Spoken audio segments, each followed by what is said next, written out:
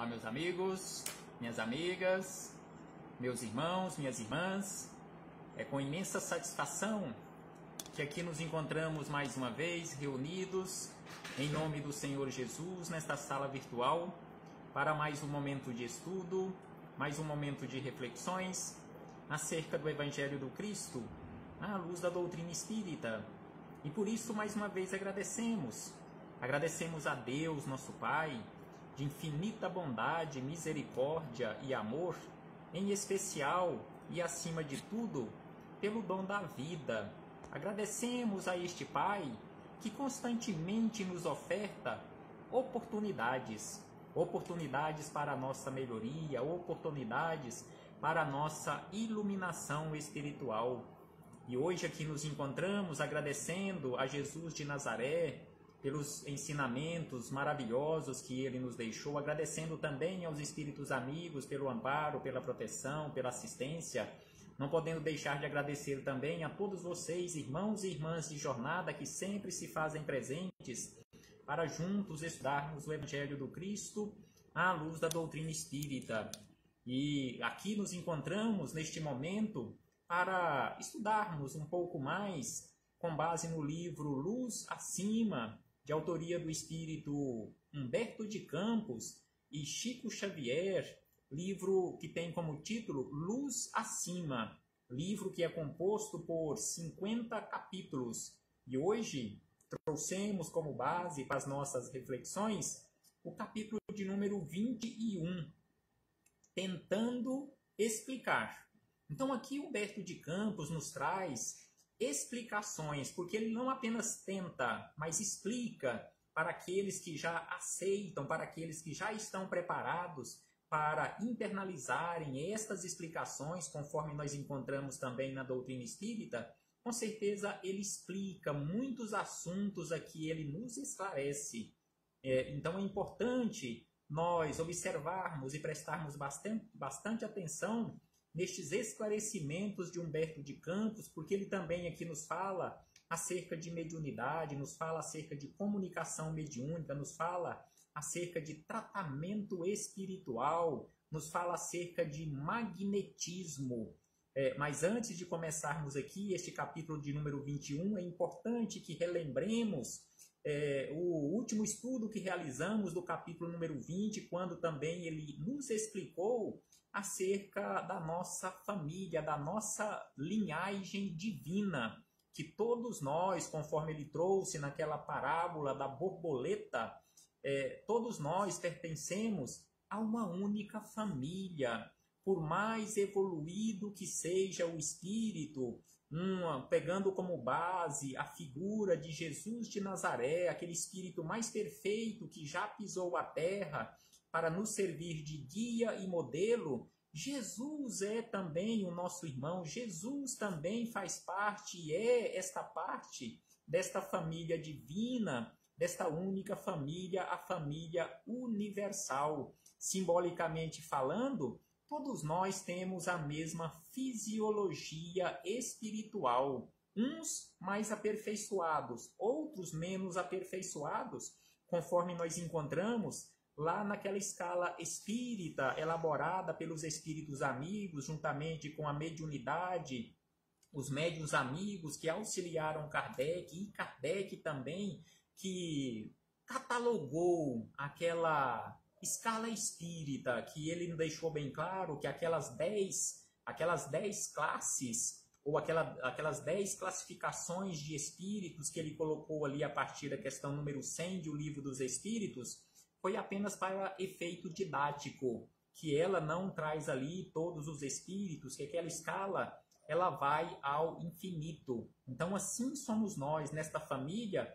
Esta escala de evolução vai ao infinito, mas todos nós temos e pertencemos a uma única família. Nós temos uma única família, que é a família de Deus, os filhos de Deus. Então aqui, chegando neste capítulo 21 do livro Luz Acima, tentando explicar, Humberto de Campos começa nos dizendo da seguinte maneira: entre entre os que protestam contra o nosso correio informativo. Então aqui ele começa nos falando acerca da escrita vinda do mundo espiritual por meio do processo mediúnico, como sendo este correio informativo que muitos naquela época, muitos até os dias de hoje, ainda protestam, ainda são contra, ainda não acreditam nestas informações recebidas do mundo espiritual. Então aqui ele começa nos dizendo sobre estes protestos contra este correio informativo. E aí ele acrescenta: alega você impossibilidade de crer em nossos trabalhos salvacionistas com a utilização de apetrechos que parecem copiar o material terrestre. Então aqui ele começa nos esclarecendo desta forma e ainda diz: aqui referimos-nos a redes luminosas, acolá descrevemos sistemas defensivos. Então aqui ele fala acerca do mundo espiritual, nós encontramos isso em várias obras mediúnicas, acerca de redes luminosas que são utilizadas no plano espiritual para resgatar espíritos que se encontram em zonas umbralinas. Ele fala de sistemas defensivos, conforme nós encontramos lá no livro Nosso Lar, onde nos fala até de cercas elétricas em volta da comunidade ou da colônia Nosso Lar, que são usadas essas cercas para a defesa daquele ambiente. Então ele fala acerca disto, que muitos veem isso aí como sendo ficção. E aí ele acrescenta: realmente, vocês que ainda permanecem chumbados no chão do planeta Terra, não devem ser constrangidos a aceitar o que não veem. Então aqui ele lembra que nós não somos obrigados e não podemos ser constrangidos a acreditarmos nestas informações, porque não vemos estas informações. E aí ele diz: um botânico europeu, aqui ele traz uma referência para ilustrar esta situação, ou esta história, esta narrativa dele. Então, falando acerca do mundo espiritual, que nós aqui no corpo físico não temos como comprovar estas citações que eles fazem acerca do mundo espiritual, mas aí ele traz acerca de um botânico europeu e um botânico alemão ou americano, quando um descobre uma espécie diferente de uma planta, por exemplo, uma planta desconhecida, e informa outro colega botânico, aquele que não viu ainda aquela planta, ele tem condições de ir fazer aquela viagem, ir até aquele local onde foi descoberta aquela planta desconhecida e certificar-se de que realmente aquela planta existe. Ele vai ter o sacrifício de uma viagem, os dispêndios de uma viagem, mas ele tem condições de ir lá, certificar-se de que aquele outro cientista está falando a verdade. E aí ele diz: em nosso caso, ou seja, do mundo espiritual, ele na condição de espírito desencarnado, ele faz esta referência: em nosso caso, não regateamos o noticiário e a viagem para a análise requerida. É possível que isto ocorra. No entanto, quem se dispõe a pagar o preço constituído de esforço e aperfeiçoamento na renúncia? Então aqui ele faz esta referência, essa simbologia de dois botânicos aqui na Terra, e aí ele faz essa referência ao plano espiritual, que você aqui no corpo físico, é possível você fazer esta viagem ao plano espiritual para certificar-se, mas é preciso que você faça esforço, eu faça esforço para o aperfeiçoamento por meio da renúncia, me qualificando para realmente, em um momento oportuno, me certificar daquelas informações que estamos recebendo do plano espiritual. E aí ele diz: quase sempre vocês chegam aqui como aconteceu a nós mesmos. Então ele diz que por falta de nos prepararmos para esta viagem ao plano espiritual, em especial quando morremos no corpo físico, a maioria de nós chegamos lá como ele mesmo chegou, brutalmente projetados pela morte à maneira do foguete que os sábios pretendem atirar à face da lua.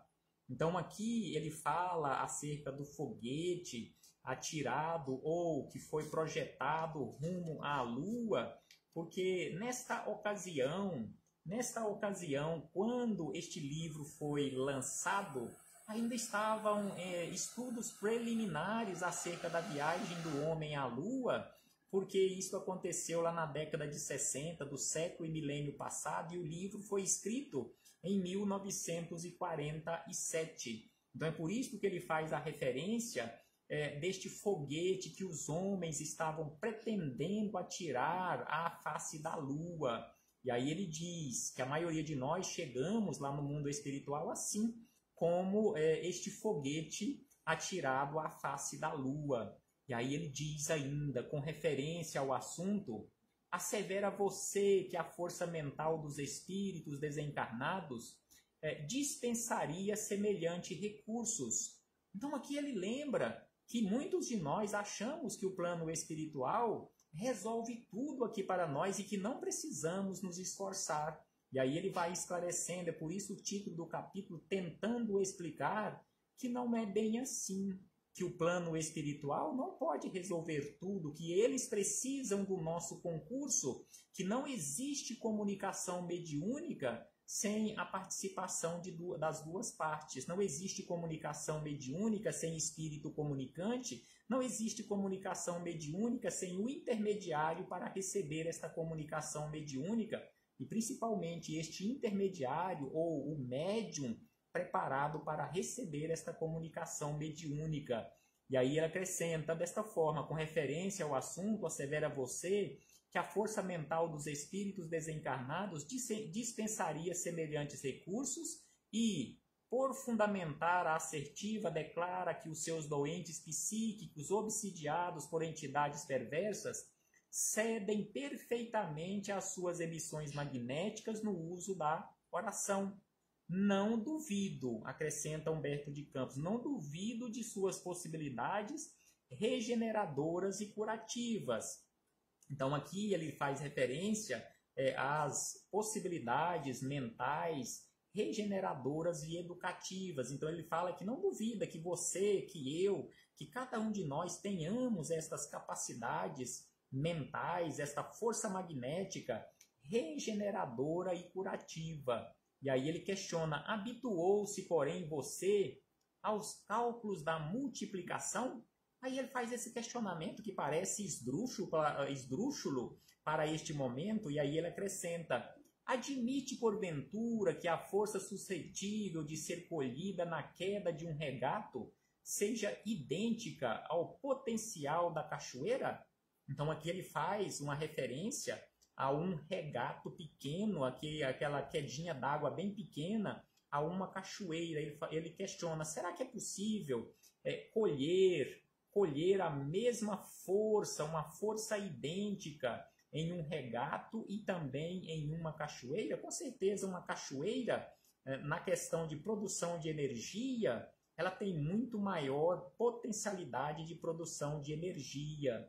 E aí ele diz, transfira esta imagem, ou seja, do regato a uma grande cachoeira, para as energias associadas do mal e faça a conta.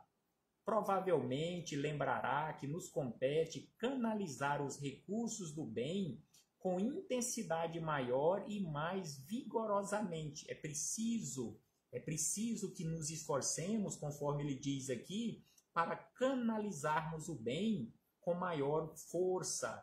Creio que acabaremos ainda assim, creio que acabaremos agindo assim, mas por enquanto, de minha parte, sou obrigado a confessar que depois de muitos séculos, aqui ele faz referência a ele mesmo, que depois de muitos séculos, somente agora me sinto impulsionado para o bem legítimo.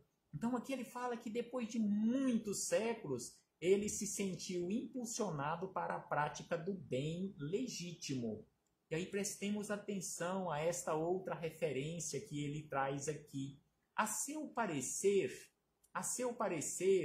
o milagroso fiat do Gênesis, aqui ele está fazendo referência àquela lá da Gênese mosaica, da criação do mundo, quando Deus teria criado o mundo em 6 dias, simplesmente usando a sua força, faça-se, seja, e assim sucessivamente, ou seja, faça-se a luz, faça-se a terra, faça-se os ares, e assim foi criando tudo de uma hora para outra, e não aos bilhões de anos, como nós sabemos que isto ocorreu, foi desta forma, e não de forma instantânea, conforme nós encontramos lá na Gênese.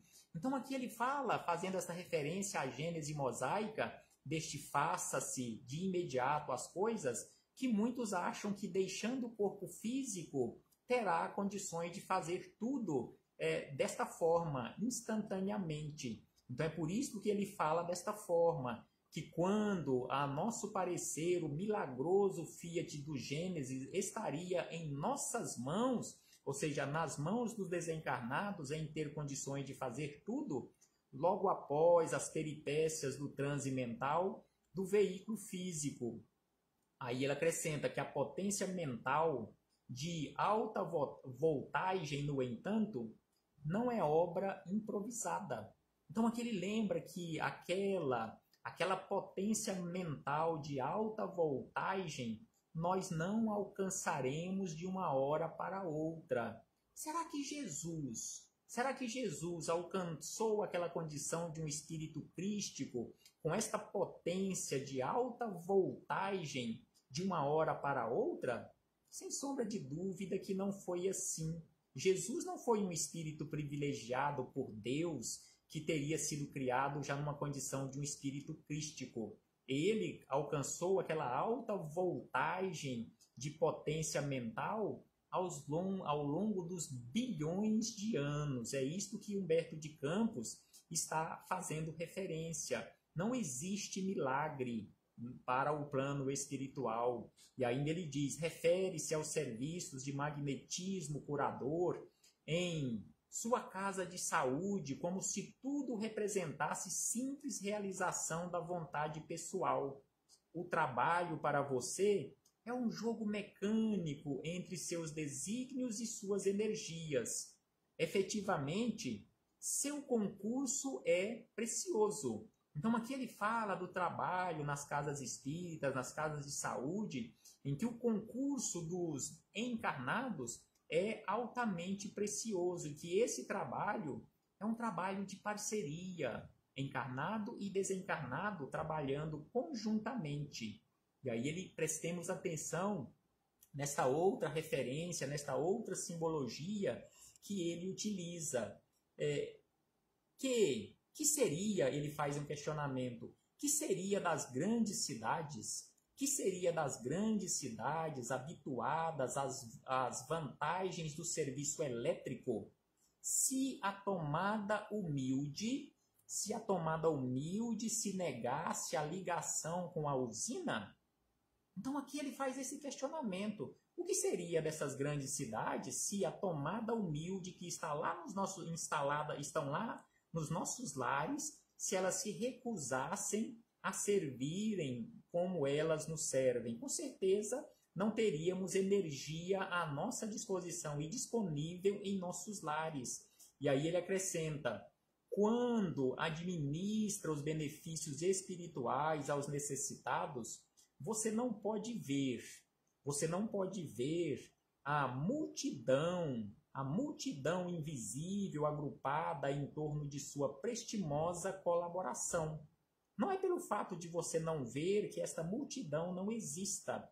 Ela está ali. Você é apenas um intermediário. É aquela tomada, conforme ele fez referência nas grandes cidades e em qualquer lugar, aquela tomada onde você coloca ali o plug para fazer funcionar um equipamento elétrico, por exemplo. Sem aquela tomada, o seu equipamento elétrico não irá funcionar. Da mesma forma que você, na condição de auxiliar, sem esta multidão de invisíveis que estão ali para te auxiliar, você não conseguirá levar o auxílio às criaturas. E ainda ele diz que também você não vê os desencarnados em desequilíbrio, que lhe aproveitam o concurso fraterno, nem os benfeitores generosos que se utilizam de suas mãos e de seu pensamento, de sua boa vontade. Em razão disso, a prece e o devotamento aos semelhantes constituirão seus pontos de apoio invariáveis, de vez que os olhos mortais não podem identificar toda a extensão do quadro sem grave dano para o desequilíbrio na tabela de lutas salutares da reencarnação. Aceite ou não a verdade, você não pode agir sozinho. Então aqui ele nos lembra que aceite você ou não, você não pode agir sozinho. Como dissemos anteriormente, este é um trabalho de parceria. Nós não temos condições de agir sozinhos. Nós não temos condições, como está acontecendo aqui neste momento, realizarmos este trabalho sozinho. É um trabalho de parceria, plano espiritual, plano físico. E conforme ele lembra, naqueles trabalhos realizados nas casas de tratamento, nas casas de oração, um tratamento espiritual, onde tem ali os trabalhadores mediúnicos, eles são apenas intermediários, eles não estão agindo sozinhos. Ali existem multidões de seres desencarnados na condição de auxiliares e aqueles que estão ali também para serem auxiliados. E ainda ele acrescenta: ainda que dispensasse, ainda que você dispense a cooperação das entidades amigas, sempre que sua consciência honesta estiver no socorro ao próximo, se você não tem naquele momento a necessidade do auxílio do plano espiritual, você já tem equilíbrio suficiente para agir sozinho, ele diz que mesmo assim permanecerão ali junto com você aqueles companheiros que estarão agindo pelos outros. Quando não seja por você, eles estarão agindo pelos necessitados. Se você não tem necessidade, eles estarão ali com você para auxiliarem os necessitados. E ainda ele diz: além disso, parece-me que você não estudou pacientemente o problema alusivo aos lugares de saúde, os lugares de tratamento. Diz-nos o dicionário que o hospital é um estabelecimento de cuidado aos enfermos. Entretanto, existem centros dessa natureza que são favoráveis e existem aqueles que são desfavoráveis. Então aqui ele fala dos centros de cura, que existem aqueles que são favoráveis às curas e aqueles que são desfavoráveis. E aí ele faz uma referência muito importante aqui na sequência. Desdobra-se-lhe a contribuição numa casa de amor evangélica, ideada no plano superior e vagarosamente materializada na Terra. Então ele fala que uma casa de saúde aqui na Terra, uma casa evangélica, uma casa de tratamento, em primeiro lugar, ela foi ideada ou ela foi preparada no plano espiritual para que depois, vagarosamente, ela tenha sido materializada aqui na Terra. Então, quando uma casa de oração, uma casa evangélica, um centro espírita, um hospital, uma casa de tratamento foi materializada aqui na Terra, ela já tinha sido criada no plano espiritual há muito tempo. Então ele acrescenta: trabalhadores encarnados e orientadores desencarnados nela encontram, por isso, ampla esfera de vibrações adequadas, com base segura na simpatia e na confiança. É preciso existir estas vibrações adequadas através da simpatia e da confiança. E aí ele cita um caso pessoal dele. Pessoalmente, porém, estive nos últimos tempos em vários hospitais desfavoráveis. Refiro-me a alguns campos de concentração da guerra europeia. Então ele fala que foi em vários campos de concentração da guerra europeia, E estas instituições agrupavam enfermos de todos os matizes, milhares de vítimas flageladas e atormentadas, e centenas de carrascos de mistura com incalculável número de espíritos desligados do seu envoltório terreno em dolorosos desequilíbrios. Creia que a nossa colaboração mental, e aqui me reporto a companheiros infinitamente superiores ao modesto servidor que lhe escreve estas linhas, era reduzidíssima.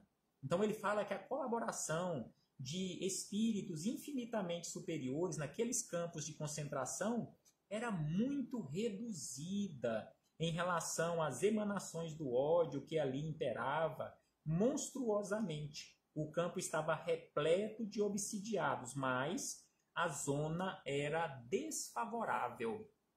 Naturalmente, você interrogará. E aqui ele faz uma interrogação muito importante. Por quê? Por que motivo não se impõe o superior sobre o inferior? Então, por que o superior não se impõe sobre aquele inferior e domina aquele campo de ódio? Aí ele diz na sequência, respondendo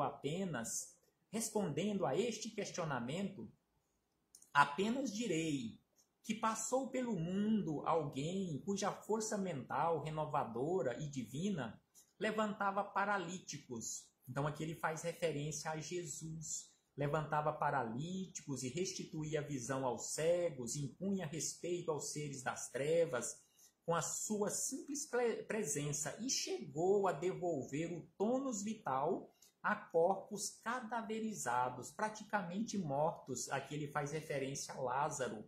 Trouxe à terra a maior mensagem do céu, e um dia, em se vendo cercado pelos semelhantes, obcecados de inveja e ciúme, incompreensão e egoísmo, orgulho e ódio, ingratidão e indisciplina, injustiça e maldade, recolheu as energias sublimes e infinitas para dentro de si próprio, e entregou-se à cruz do sacrifício sem defender-se. Se você perguntar o motivo, francamente, não saberei responder.